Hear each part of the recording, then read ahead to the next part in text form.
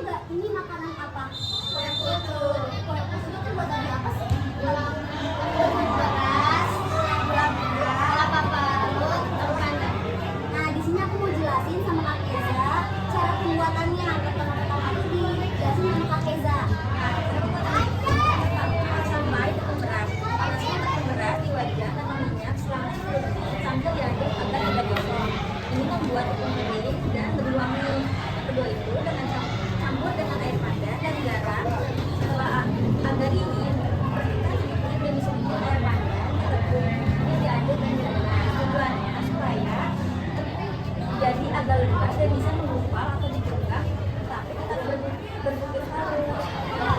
Siapkan cetakan bambu. Olesi bagian dalam cetakan bambu dengan sedikit minyak atau lapisan kelapa agar tidak lecet.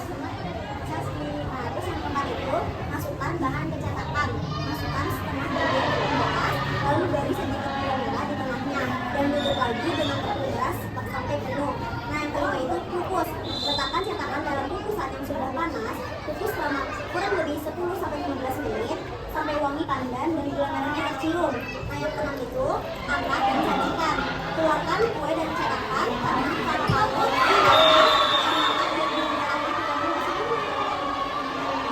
kalian tahu nggak kue putu itu berasal dari mana? Tahu. Nah, di sini aku jelasin kue putu itu berasal dari Jawa Tengah dan Kan udah nggak asing banget sama makanan yang ini satu ini. Ini makanan apa sih? burger. Nah, kalian tahu nggak burger itu terbuat dari apa? Roti, daging, sayur, telur. Kalian tahu nggak sih cara pembuatan burger itu gimana? Nggak tahu. Nah, aku jelasin ya cara pembuatan burger.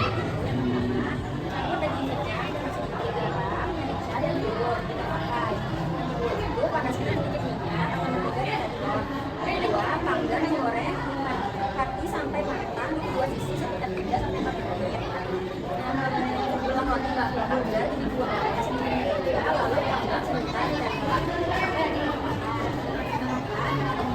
letakkan daun lada dengan minyak bawang, tambahkan pati daging, tambahkan keju dan tomat dan bawang bombay yang sebelumnya tambahkan saus tomat dan mayones.